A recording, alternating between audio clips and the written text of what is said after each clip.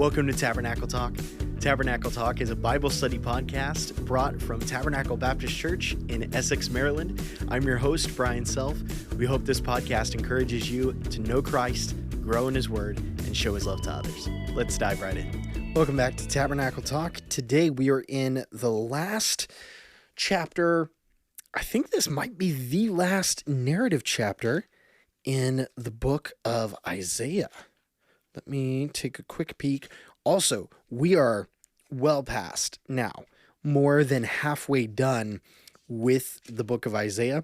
Isaiah has been called kind of like the Bible in miniature because it has 66 books, just like in our Protestant numbering of Scripture. We have 66 books, 39 books in the Old Testament, and 27 books in the New Testament. And so today's episode, we are in Isaiah 39. And so if you will, we only have 27 more chapters to go, that we are well past the halfway point. And so today is the last narrative chapter that we have in Isaiah. After this, it's going to be a lot of poetry. So think a lot along the lines of Psalms is the, if you will, the vibe that we get from most of the other chapters. There will also be some chapters that involve some denunciations and prophecies against various sins and sinful rulers. There's a lot of chapters about the suffering servant of Isaiah. And that is talking specifically, prophesying about Jesus and what he would go through on behalf of Israel and what he would do for Israel. So the most famous chapter of which is Isaiah 53, which talks in detail about the suffering that Jesus would go through on the cross and in his beatings and his death. And so this next portion of Isaiah that we're going to go through in chapters 40 through 66 is super, super important and would have given Israel the blueprint looking forward about 700 years or so to when Jesus would come and what they should anticipate the role of the Messiah being. Many of them, most of them, did not understand what Jesus had come to do. But after Jesus' death and resurrection, the apostles solidly understood what had taken place, even as Jesus explained some of that to them. So that's all what's to come. Today, we're jumping back into the same general story that we heard last episode. King Hezekiah of the southern kingdom of Judah had been told by God that he was going to die. Hezekiah prayed. He asked the Lord, like, hey, could I have some more time? God said, all right, I will add 15 more years to your life. Now, that was wonderful. He prayed. God answered. God answered the prayer in the way that Hezekiah wanted. Doesn't always happen that way. And so he was excited for that. But Hezekiah did something that he should not have done. And we're going to read that in today's chapter. This chapter is only 8 verses, but it has some, I think, important lessons for us in our day-to-day walk and life.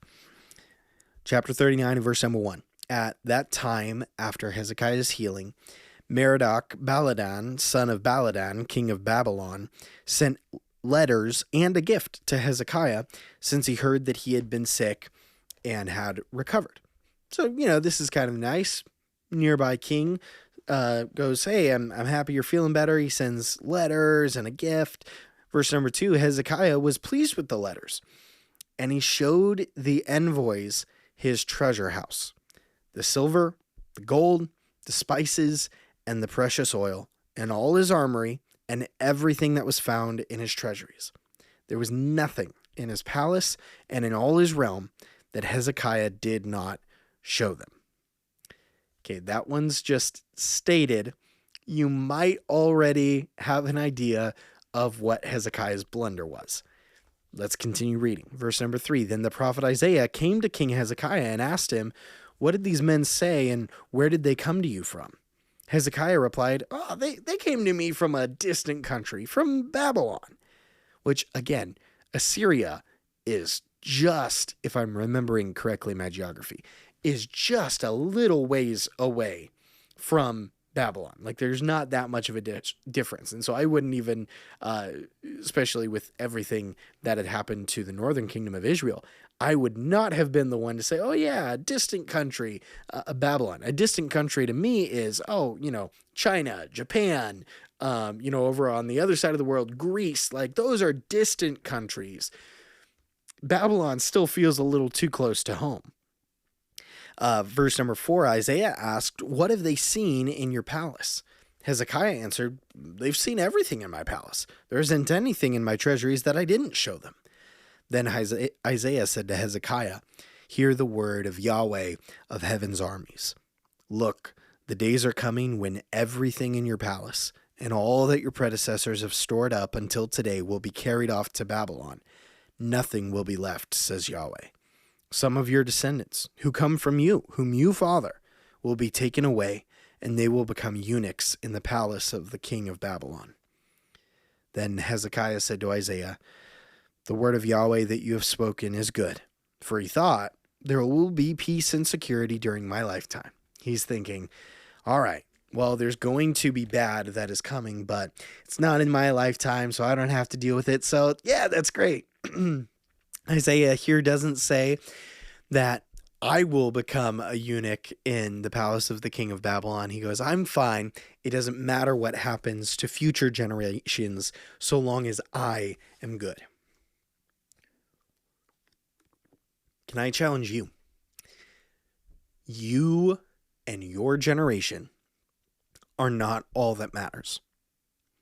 What you say and do will make an impact that will far outlive you. And you should have a desire that the impact that you leave will be for the better, for the good, and not for the worse. On the national scale, this is something that people have warned about for a long time, that even the consistent hoarding of wealth in some of the upper age groups of our society, that it's not being passed down generationally. And so there's going to come a time of incredible financial upheaval, even in the next, say, 15 to 35 years. And I'm certain that there are some people that might be watching this that are like, it'll happen sooner than that. And I don't doubt some of that as well. That can happen within even our debts that we're amassing as a nation. And there's continued to be no cessation of consistent spending without being accountable to what we're spending, bad budgeting, excessive spending that's not within the agreed upon budget that we even are supposed to have as a country. And so we are saddling future generations with incredible debt in ways that could really destroy our nation in coming days. None of you, I don't believe, watching this are individually responsible for that. You are responsible for the way that you talk to your kids and your grandkids, to those younger than you at your church, the way that you care about those within your church. Just because you might be getting up older in years does not mean that you are exempt from service in the church. Now, that service might not look like you might be, 93 years old. You might not be one that God has serving in nursery during this time. That's totally okay. But you better be praying for your brothers and sisters in the Lord. You better be an encouragement in whatever time that the Lord gives you, that when you are at church, you're building someone else up with your words, that you are caring for them. Don't say, well, I did my time and now, everyone else can just deal. And so it doesn't matter. No, you, until your dying breath, invest into the coming generations. Now, that might be, if you are 90, that someone in their 60s and 70s is some of the next generation that you're pouring into and that you're caring for. as well as you can care for those that are, in their teens or those that are in their 20s, like myself. You can invest in the coming generations. Have a love that you want other people to know how to share the gospel, how to live well in their marriages, how to be a diligent and a hard worker, how to give to the Lord's work. Wherever the Lord has placed you, you can invest in the next generation and make their future better. I'd even encourage you, I have no idea who all watches Tabernacle Talk, but if you are anywhere near kind of the end years of your life, I'd encourage you to talk with a tax professional and see if there's a way for you to give to the Lord's work, whether here at Tabernacle or wherever your local church is, that when you pass, that God's work is continuing to be blessed and taken care of, even through your financial generosity. Uncle Sam can get a bunch of it, or you might be able to give it to the good Lord and to his work. I am not a tax expert. Don't talk to me. Anything that you would do in relation to Tabernacle, that is between you and God.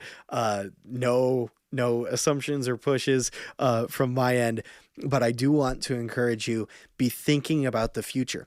Here Hezekiah goes, well, stuff is going to be fine during my life, so it doesn't matter that I have done these incredibly destructive things for my, kids or grandkids and the future of this kingdom of Judah.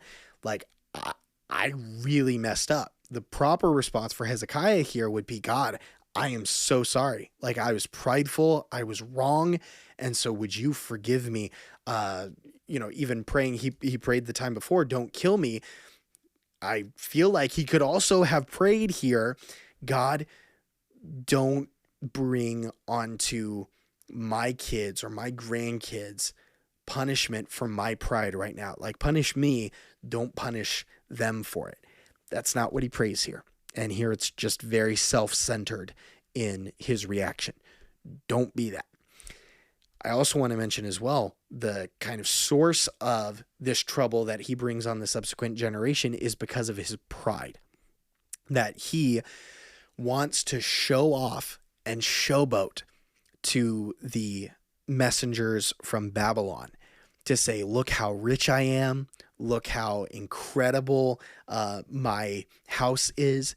And though many of us are not rulers over a country that our pride can literally mean the end of our country, all of us can be unduly proud. And pride goes before destruction, and a haughty spirit before a fall is what Solomon would tell us in Proverbs. And so I want to encourage you, don't have a proud heart. Don't be boastful in your possessions, in your home. Don't be boastful of your accomplishments and all the great things, quote unquote, you have done. Recognize that everything you have comes from God. So you can use your stuff, you can use your home, you can use your wisdom or accomplishments to bless other people and to help equip them for what God would have. But don't live your life just being a self-centered, braggadocious person. Here, that led to, it was one of many things that led to the downfall of Judah, but God highlights it both here and in, I forget if it's 2 Kings or 2 Chronicles, but God highlights it multiple times as one of the reasons for the downfall of Judah. It was one of the most human aspects that Babylon knew there are incredible riches to be had here. And so I want to challenge you, don't be prideful, be generous. A proud person says, look at all of this stuff. Generosity says, how can I use God's stuff that I currently manage to bless someone else? If you have a nice home, wonderful. Don't just have people over that can marvel at your greatness. Have people over to be able to spend time with them, to disciple them, to invest in them, to fellowship with them, to pray with them. Do that. If you have a nice home, that is something that you should be doing. If you have a lot of money, use your money to help those who don't have many possessions, help people out within your church that need it. Give to the Lord's work so that so that your local church, wherever it is, can be further blessed. If you have a nice vehicle, use it to give rides to maybe older individuals that need to get to a doctor's appointment or need to get to the store or maybe need to visit a family member. Those would all be good ways to use your possessions. Don't just brag on what you have. Use what you have in order to bless others. And that would even fall in line with what we read several months back in 1 Timothy 6 of instruct those who are rich in this world to be rich in good deeds. And may we pursue that with our life. This ends the narrative portion of Isaiah, chapters 36 through 39. Some good that happens in Hezekiah's life. He prays to the Lord. He lays it out. He says, God, you're the only one that can help. God answers his prayers. But it doesn't mean that Hezekiah was perfect. And there were times where his pride and his self-centeredness led to the destruction of generations. And so may we have a heart to be generous, to be wise, to be humble, not to be prideful or braggadocious. Thank you for tuning in today. Don't forget to like, comment, share, subscribe, leave a review if you're on Apple or Spotify podcasts. If you watched all the way to the end of this episode, comment the word Maserati. Maserati. If you have a Maserati, give someone a ride to the doctor's office in your Maserati, and you will get Tabernacle Talk points for commenting Maserati or for taking someone to their appointment in your Maserati. God bless. Have a wonderful day.